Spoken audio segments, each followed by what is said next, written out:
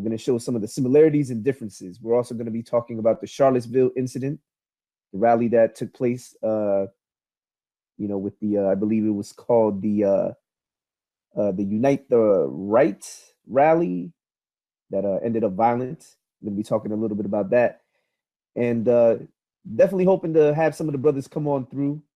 But at the same time, what we're going to talk about tonight is how white supremacy ultimately gives birth to the ideology of Black supremacy. Now, clearly, white supremacy is something that is fueled off of whether it be racial motive, political power, whatever you want to call it, however you want to define it.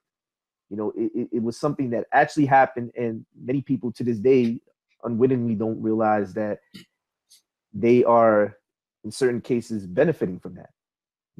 And I know that is something that isn't very popular, especially with our white brothers and sisters in Christ, but this is something that needs to be talked about. We're not saying this because we're trying to make it a black or white issue or anything like that, but what needs to be said, and at the same time, I'm not trying to make it seem like, I'm just trying to paint this one monolithic picture and just simply make it seem like, oh, well, it's just, but we have to be honest about these issues. We need to talk about this. If you kind of think about it, white nationalism, white supremacy really is born out of, the climate of this nation, the way that it was founded under the, I guess you could almost say, the auspice of the slave trade. And then after that, you begin to see things like Jim Crow era laws, after slavery is abolished, but Jim Crow is introduced, and you have almost this separation of the quote unquote races. So you have the white school, the black school, so on and so forth. And this is where you begin to see things like the black church and the white church, right? Because it was illegal for there to be integration, or that races were pretty much separated, schools were separated, and of course it would make sense that the churches would be separated. And this is something that is important to note, because once you get out of Jim Crow, and then you begin to get into the civil rights era, and once you start to see the integration and all the different things, and blacks being given the right to vote and things of that nature, what ends up happening is that we still see the remnants of that in, for example, the churches. So you still to this day have this idea of the white church, quote unquote, and the black church, quote unquote. And a lot of people, again, don't realize that those are the residue of the things that happened back then. When we begin to talk about these things, again, white supremacy ultimately, again, gives birth to black supremacy, at least in an ideology, in terms of, this notion of blacks being more superior than whites, and, so on and so forth. It's almost like somebody, coined a long time ago, the hatred that begat hatred, right? And this is where you begin to see movements like the Hebrew Israelite movement and things of that nature, of spawning out of the remnants of that sort of mind state. So, I mean, Jay, man, I want you to share your thoughts on this, man. I honestly wish that, and by the way, yes, to Psycho, I see you in the chat when he talks about black supremacy, or we could call it black nationalism, or however you want to spin it. The idea that ultimately gives birth to the conscious community. Because when you begin to look at the conscious community, these are the things. White supremacy is the very thing that ultimately spawns the mindset that goes into the conscious community. And when I talk about black supremacy, you have to understand that, well, it does exist. It exists ideologically. It exists in the fact that you have people in the conscious community who will take ideas, will embellish even history, will try to, how Europeans would, quote unquote, whitewash history. You have these people over here, quote unquote, trying to blackwash history, trying to make things that, creating almost pseudo history, pseudo narratives. If I'm not mistaken, I believe even Marcus Garvey one time, he said in one of his speeches, he talked about basically employing the same tactics that right, racist people were employing, saying that blacks needed to do the same thing, basically fight fire with fire. Ultimately, what it ends up doing is it creates the same narrative, or not the same narrative. Let me say it like this: it creates the same wickedness, for lack of better words, that was the very thing, the very backdrop that perpetuated the wicked acts that took place during slavery times and all that other stuff.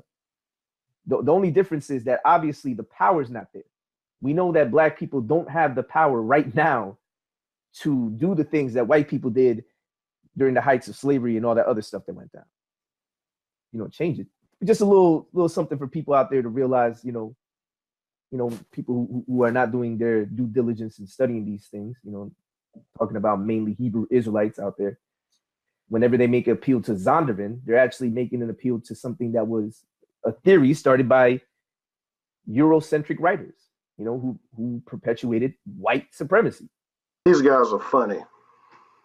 20 minutes in the video, they brought up Hebrew Israelites, and 30 minutes in the video, they went from white supremacy almost totally to Hebrew Israelites. And the funny part about it is they're not really getting into the Aryan Nation, the neo-Nazis. They're not getting into the KKK too much. I mean, they talked about the Charlottesville and the white nationalists for like 5 minutes. And then they went straight back to the Hebrew Israelites. And then when you look at the description of it, of his video, it says we'll be discussing the recent Charlottesville incident, along with the topic of black and white supremacy, white and black supremacy, their similarities. I mean, he didn't talk about anything else really but the Hebrew Israelites. And I pretty much just stopped watching the video because this thing was a twist to get you to watch it.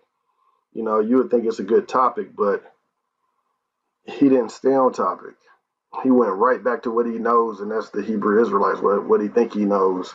And so now it's time to have a little fun and see how he contradicted himself. Now, real quick, when he says sub-Saharan, I think he means to say. Now, I'm only trying to give them quote unquote the benefit of the doubt. Uh-huh. Does he mean the trans-Saharan slave trade, which would be the Arab slave trade? Is that what he's referring to when he says sub-Saharan slave trade, or does he? Because I'm still trying to figure out, because sub-Saharan slave trade would be West and Central Africa, right? I think he's referencing. I'm really trying to. Okay, so you think he's talking about the Arab slave trade? So yeah, that's how I usually was taught it. They would call it the sub-Saharan slave trade. Yeah, the sub-Saharan slave trade, but the correct term would be the trans-Saharan slave trade. Okay, so he is referencing that. Okay, mm-hmm. So this is what I'm trying to figure out. So this is a Hamitic hypothesis. Many versions of this perspective on African history has been proposed and applied to different parts of the continent. The essays below focus on the development of these ideas regarding the peoples of North Africa, the Horn of Africa, the African Great Lakes. However, Hamitic hypothesis operated in West Africa as well, and they changed greatly over time.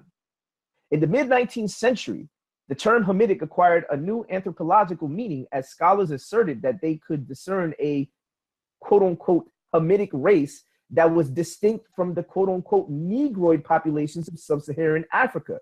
Now, real quick, when he says sub-Saharan, I think he means to say, now, I'm only trying to give them quote-unquote the benefit of the doubt.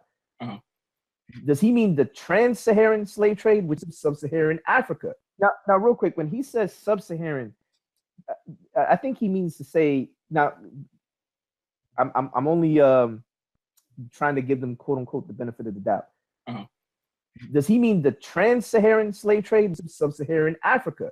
Does he mean the trans-Saharan slave trade? Does he mean the sub-Saharan Africa? Does he mean the trans-Saharan slave trade, which would be the Arab slave trade? Is that what he's referring to when sub-Saharan Africa? As you can see with those guys, all you're going to get is heresy.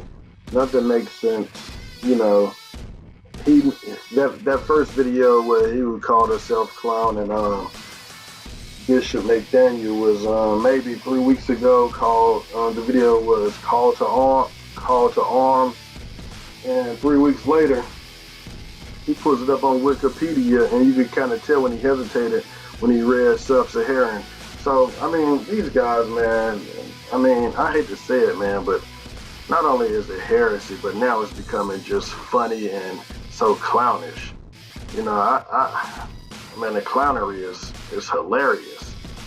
And it just doesn't stop.